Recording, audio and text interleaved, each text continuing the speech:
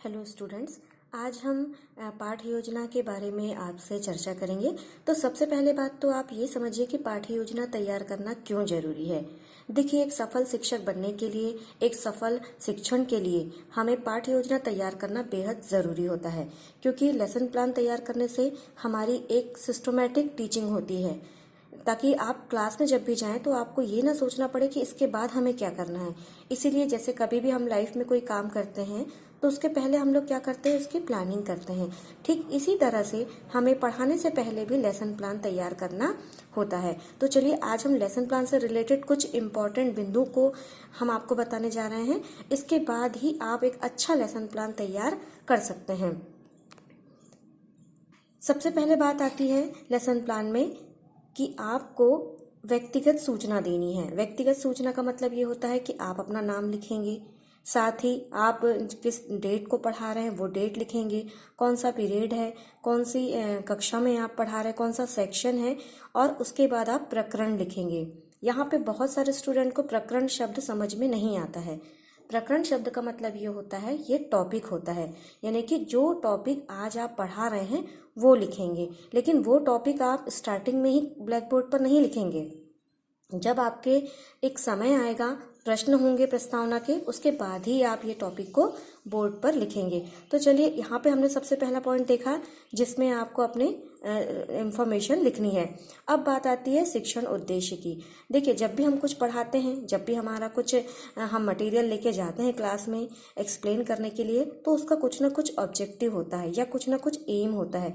तो यहाँ पे हमें यही देखना है कि हमें जो हमारा उद्देश्य है वो ऐसा होना चाहिए कि जो स्टूडेंट्स के जो मेंटल लेवल है उसके हिसाब से हो, और हमें ये ध्यान रखना है कि उस कक्षा के हिसाब से जो बच्चा का बौद्धिक स्तर है उसमें ये बातें यदि हम पढ़ाते हैं तो क्या उनकी शक्ति, चाहे वो समझने की शक्ति हो, ग्रहण करने की शक्ति हो, ये सब में बढ़ोतरी होनी चाहिए। तो यहाँ पे हमारा जो भी चीज़ पढ़ाते हैं उससे रिलेटेड हमारा उसका एक अच्छा सा उद्देश्य निर्धारित होना चाहिए। साथ ही साथ विशिष्ट उद्देश्य की बात करते हैं तो विशिष्ट उद्देश्य में क्या होता है कि शिक्षण में विशिष्ट उद्देश्यों की पूर्ति होना एक सफलता का सूचक है। यानी यहाँ पे हमें एक बात और देखो, उद्देश्य शिक्षण के तो एक अलग चीज़ है, विशिष्ट उद्देश्य में हम ये लिखते हैं कि आज हम इस पाठ का या जो भी पाठ का नाम होगा उसका हम विशिष्ट उद्देश्य के तहत अध्ययन करेंगे।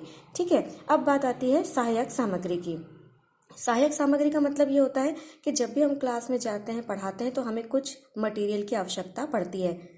जैसे हम कुछ पढ़ाते हैं तो उससे रिलेटेड हम लोग चित्र ले जा सकते हैं, मॉडल ले जा सकते हैं, और भी चीज़ें ऐसी हैं जो कि हम क्लास में एक्सप्लेन करने के लिए ले जा सकते हैं। यहाँ पे चौक, डस्टर, ये सब चीज़ें आप इसलिए नहीं लिखेंगे क्योंकि ये एक शिक्षण का पार्ट है, ये तो आवश्यक सामग्री है। ठीक है। तो सहायक सामग्री में आप प्रतिरूप या चित्र या और भी चीज़ें जो आपको ऐसा लगता है ये ले जाई जा सकती हैं, उसके बारे में विवरण लिखेंगे। अब बात आती है पूर्व ज्ञान की। तो देखिए, यहाँ पे हमें एक बात ध्यान रखने योग्य है कि जब भी हम लेसन प्लान तैयार करेंगे तो हमें इस प्रकार के बात का ध्यान रखना है कि जो भी हम पढ़ा रहे हैं उससे रिलेटेड स्टूडेंट्स को पहले से ही कुछ ना कुछ नॉलेज है। और जब भी हम प्रस्तावना के प्रश्न बनाते हैं या हम लेसन प्लान तैयार करते हैं तो थोड़ा बहुत तो स्टूडेंट्स को पिछली कक्षाओं का या उनके अनुभव का या उनके आसपास में घटित होने वाली घटनाओं से कुछ ना कुछ उसके बारे में उनको पूर्व ज्ञान या प्रीवियस नॉलेज रहता है। ठीक है। तो यहाँ पे हमें इस तरह से रेडी करना है अपना स्टडी मटेरियल कि उनका जो प्रीवियस नॉलेज है उसका भी हमें ध्यान रखना है। अब बात आती है प्रस्तावना प्रश्न की। प्रस्तावना प्रश्न पाठ योजना का सबसे इम्पॉर्टेंट पार्ट है जो कि स्टार्टिंग में ही होता है। देखिए, यहाँ पे प्रस्तावना प्रश्न आप 4 या 5 ले सकते हैं, और उसमें एक चीज़ ध्यान रखनी है कि उसमें सीक्वेंस होना चाहिए। पहले प्रश्न का मिलता जुलता दूसरे में होना चाहिए, दूसरे प्रश्न का उत्तर का मिलता जुलता तीसरे में, यानी एक सीक्वेंस होना चाहिए। ऐसा नहीं कि हम पहले कुछ पूछ रहे हैं, दूसरा कुछ पूछ रहे हैं और तीसरा कुछ।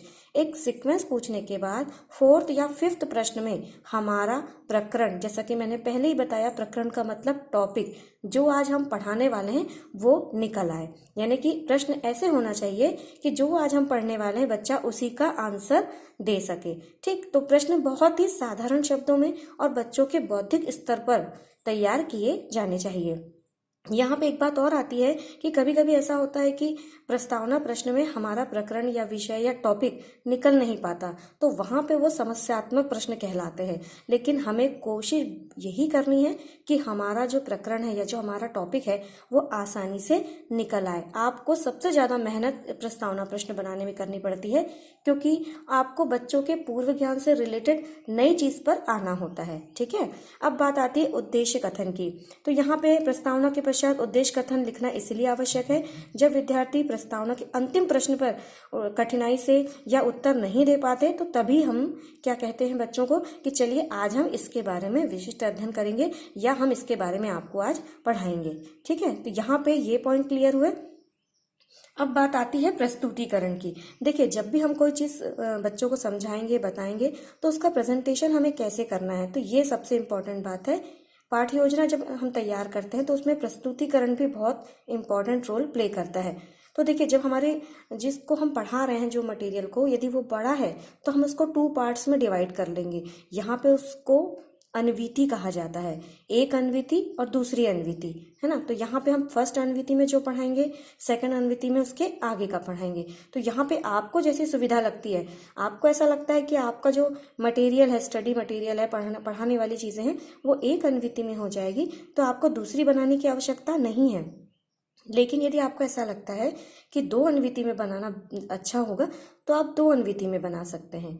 लेकिन कोशिश ये करिएगा, बच्चों को एक साथ पढ़ाने से अच्छा है कि 2 अन्विति में थोड़ा थोड़ा करके पढ़ाया जाए। ठीक है, अब बात आती है अध्यापन विधि की। देखिए, जब भी सब सब्जेक्ट जो होते हैं, इंग्लिश हो, साइंस हो, और भी सब्जेक्ट्स हैं, उनके पढ़ाने की जो मेथड होती है वो अलग अलग होती है। और हिंदी में अध्यापन विधि का मतलब क्या है कि इसमें पढ़ाने की जो विधि होगी वो कौन सी विधि होगी? पठन पाठन विधि। यानी हम लोग पढ़ते भी हैं और पढ़ाते भी हैं बच्चों से। कभी कभी एक शिक्षक व्याख्या विधि का भी उपयोग करता है। तो यहाँ पे आप इसको थोड़ा सावधानी से लिखेंगे कि आप किस विधि का उपयोग कर रहे हैं लेसन प्लान में। अब बात आती है अध्यापन प्रविधि की। देखिए, विधि के साथ ही उपयोग होने वाली चीज होती है प्रविधि, यानी कि विधि के साथ साथ हम लोग प्रविधि का भी उपयोग करते हैं। जैसे कि हम लोग पढ़ाते समय प्रश्नोत्तर पूछते हैं, कुछ कथन बताते हैं, कुछ कथन बुलवाते हैं। तो ये सारी चीजें आपको एक एक शब्द में पठन पाठन विधि या प्रश्नोत्तर प्रविधि जो भी आप यूज करते हैं, यानी कि मेथड के साथ यूज होने वाली टेक्निक विधि के साथ यूज होने वाली प्रविधि कहलाती है। ठीक है, तो यहाँ पे ये चीज ध्यान रखनी है ना। अब बात आती है पाठ्य योजना स्तंभ की। पाठ्य योजना स्तंभ का मतलब होता है कि ये हमारे पार्ट डिवाइड करेंगे। इसके अंतर्गत हमें क्या बनाना है? 7 स्तंभ बनाने हैं, यानी कि 7 कॉलम्स होंगे इसमें। तो सबसे पहला कॉलम होगा उद्देश्य कथन। उद्देश्य कथन का मतलब ये है कि छात्र छात्राएं पढ़कर सुनकर अर्थ व भाव ग्रहण करेंगे सबसे पहले, क्योंकि हम जिस उद्देश्य को लेकर क्लास में जा रहे हैं वो उद्देश्य हमारा यहाँ पे हमें लिखना है। फिर आता है व्यवहारिक परिवर्तन। छात्र छात्राएं कविता के अर्थ को भाव को समझ सकेंगे, यहाँ पे हमें ये बात लिखनी है। फिर आती है विषय वस्तु का संकलन। यहाँ आप ये चीज लिखेंगे कि यहाँ पे आपको जो आप कविता या पाठ या जो भी चीज आप पढ़ा रहे हैं उसका अंश लिखना होगा। यहाँ पे जैसे हम लोग कहते हैं ना पाठ्य वस्तु, यानी आज हम एक कविता पढ़ा रहे हैं तो कविता के जो लाइनें हैं वो लिखेंगे। यदि आप लेसन पढ़ा रहे हैं तो लेसन की जो लाइनें हैं वो लिखेंगे। ठीक है, अब बात आती है शिक्षक संबंधी क्रिया, यानी शिक्षक क्रिया। अब शिक्षक क्रियाओं में सबसे इम्पोर्टेंट रोल होता है, क्योंकि इसी में सब सारी गतिविधियों का विवरण इसी कॉलम में किया जाता है।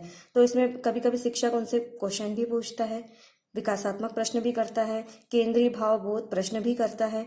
बहुत सारे ऐसे क्वेश्चन हैं, बहुत सारे आंसर हैं जो शिक्षक इसमें स्टूडेंट्स को बताते चलता है। शिक्षक क्रिया का जो कॉलम है वो बहुत इंपॉर्टेंट है इन 7 कॉलम में से। ठीक है, अब यहाँ पे क्या होता है, जो शिक्षक को आगे जो कराना है, आगे जो धीरे धीरे लेसन आगे बढ़ता चलता है तो वो भी इसी में इसका विवरण करते चलता है। अब बात आती है छात्र से संबंधित क्रियाएं। छात्र संबंधित क्रियाएं क्या होती हैं? या तो वो ध्यान से उसको सुनेंगे, समझेंगे और लिखेंगे। और जब हम कोई प्रश्न पूछेंगे, एक शिक्षक कोई प्रश्न पूछेगा तो उसका संभावित आंसर भी दे सकते हैं या सही आंसर भी स्टूडेंट्स दे सकते हैं। अब बात आती है श्यामपट्ट कार्य की, black board work. Black board work में सबसे इंपॉर्टेंट बात यह है कि आपको यदि जब ब्लैक बोर्ड का यूज करना है तो उसमें आपकी राइटिंग बहुत अच्छी होनी चाहिए। सभी पीछे तक बैठे हुए बच्चों को क्लियर दिखना चाहिए। इसमें आप रंगीन चाक को भी यूज कर सकते हैं, कुछ अच्छी इमेज आप बना सकते हैं। और हमें क्या करना है कि तिरछी लाइनें नहीं होनी चाहिए। या तो कभी कभी ऐसा होता है कि आपको ज़्यादा वर्क करना है तो आपको श्यामपट्ट के 2 पार्ट्स करने हैं, यानी कि आपको एक लाइन खींच लेनी है उसके बीच में। पहले जो आप कराना चाहते हैं वो पहले पार्ट में लिख लीजिए और दूसरे पार्ट में आप दूसरी चीज़ें लिख सकते हैं। तो इस तरह से एक अच्छा टीचर सबसे ज़्यादा ब्लैक बोर्ड का यूज़ करता है बच्चों को समझाने के लिए। ठीक है, यहाँ पे ये बात आती है। फिर आपको देखना है कि यहाँ पे जैसे अब द्वितीय अन्विति की बात आती है। द्वितीय अन्विति में क्या है कि ठीक वैसे ही जैसे कि हम लोगों ने प्रथम अन्विति बनाई है जिसके 7 कॉलम बनाए हैं, ठीक उसी तरह से हमें इसके भी क्या बनाने हैं, 7 कॉलम बनाने हैं। और 7 कॉलम बना करके हमें इसे वैसे ही सेम एक्सप्लेन करना है। फिर आ जाते हैं, क्या आएगा, अभ्यास प्रश्न, यानी कि कक्षा कार्य आप करवाएंगे। कक्षा कार्य में आप सही जोड़ी करवा सकते हैं या सही गलत करवा सकते हैं या छोटे छोटे प्रश्न देते हैं, और उनको कराने के साथ साथ ही आपको उसे ब्लैक बोर्ड में लिखना बेहद जरूरी है। फिर पुनरावृत्ति प्रश्न होंगे। पुनरावृत्ति प्रश्न का मतलब ये है कि जो आपने प्रथम अन्विति द्वितीय अन्विति में जो चीज़ें पढ़ाई हैं, जो मटेरियल आपने बच्चों को एक्सप्लेन किया है, समझाया है, उससे रिलेटेड क्वेश्चंस आप करेंगे। 4 से 5 क्वेश्चन आप यहाँ करेंगे और उसका आंसर बच्चे देंगे। इसको आपको कॉपी में नहीं लिखना है, लेकिन कक्षा कार्य यदि आप कक्षा में करवा रहे हैं तो उसको आपको ब्लैक बोर्ड में लिखना है। पुनरावृत्ति प्रश्नों के उत्तर को ब्लैक बोर्ड में लिखने की आवश्यकता नहीं है।